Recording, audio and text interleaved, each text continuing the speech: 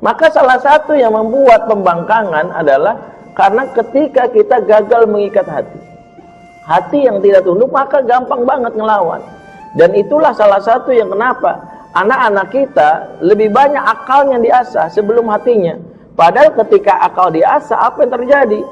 Ketika akal jadi panglima, itu awal pembangkangan. Akal ini kecenderungannya liar, memikirkan sesuatu yang sejatinya bukan haknya dia, tetapi dipikirkan semuanya. Sampai akhirnya apa? Allah pun digugat keberadaannya. Ya, kenapa? Karena itulah kenapa iblis sampai membangkang, karena dia merasa, ya, dengan akalnya dia merasa bahwa dia lebih baik daripada Adam. Ketika Allah misalnya memerintahkan iblis untuk sujud kepada Adam, ini dia pakai logika, nggak pakai ketaatan. Logikanya kan benar kalau menurut, ya, kalau kata orang liberal, sebenarnya makhluk paling bertauhid itu iblis, kata orang liberal. Ya, ini salah satu tipu daya, ntar antum bakalan tertipu juga. Kenapa? Karena iblis itu paling bertauhid. Kenapa? Dia hanya mau sujud sama Allah, nggak mau sama Adam, kan gitu. Disuruh sujud sama Adam, dia nolak.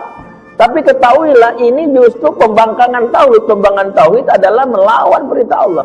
Yang nyuruh sujud sama Adam bukan sujudnya antara makhluk dengan khalik. Ini sujud penghormatan. Karena Adam ketika disebutkan, ini ja'ilun fil ardi khalifah, sesungguhnya aku hendak ciptakan, ya, di muka bumi ini seorang khalifah. Ya, dan itu adalah Adam, membuat iblis tersinggung. Maka dia main nalar logikanya. Logikanya nggak benar nih. Bagaimana mungkin? Pertama, kata dia, Adam diciptakan itu dari api. Ya, sebelumnya dia bilang, saya ini lebih dulu diciptakan. Ya, sebelum Adam, Adam ini anak baru, junior. Saya ini senior, udah lama di sini, udah lama di surga. Dulu saya itu yang disebut, dan makanya iblis ini sebelum namanya Jin Azazil, kan? Jin Azazil yang dikenal taat. Dia sujud tanpa henti selama 1000 tahun. Allah mengangkat derajatnya ke langit berikutnya. Sujud lagi karena saking taatnya, dinaikkan ke langit berikutnya. Sudah 7000 tahun dia berada di tempat tersebut. Ujuk-ujuk ada anak baru.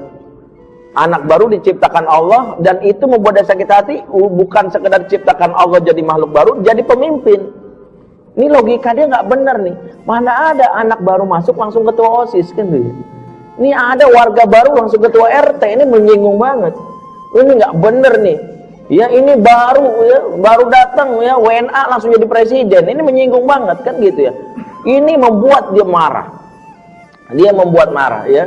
Padahal yang memerintahkan adalah Allah, yang melantik adalah Allah. Allah pemilik kerajaan di muka bumi ini. Qulillahumma malikal mulki tu'til mulka man tasya. Katakanlah kerajaan ini milik Allah. Kalau Allah kehendaki, ya sudah. Allah menghendaki bahwa yang menjadi pemimpin adalah Adam. Itu jelas dalam kalimat Allah. Ini ja'ilun fil ardi khalifah. Maka iblis tidak terima. Ini pertama. Dia merasa bahwa logikanya harusnya yang senior duluan. Ini logika manusia. Logika manusia, senior duluan. Ini nggak pas nih gitu ya. Anak kemarin sore bau kencur, ya, kencing aja belum lurus, kan gitu. Kok bisa-bisanya menjadi pemimpin kita? Yang kedua, dia pakai logikanya. Khalaqtani min nar wa khalaqtahu min tin. Saya ciptakan dari api, dia dari tanah. Api itu lebih baik dari tanah. Ini logikanya dia. Bahwa api lebih baik daripada tanah. Padahal kalau secara unsur bisa dibuktikan bahwa tanah ini yang lebih baik daripada api, ya. Itu banyak penjelasan para ahli ilmuwan tentang hal ini. Tapi kita nggak mengunggulkan diri mana lebih baik, mana lebih buruk. Tapi kesombongan iblis lah yang membuat dia akhirnya menutupi ketaatannya. Kenapa? Karena dia main logika. Akhirnya Allah melaknatnya dan mengeluarkannya dari surga. Dan itulah salah satu kenapa pembangkangan muncul. Pembangkangan bermula ketika akal menjadikan panglima. Segala sesuatu ditimbang dari akal. Kenapa? Karena hati ini belum diasah, belum diberikan yang namanya ikatan.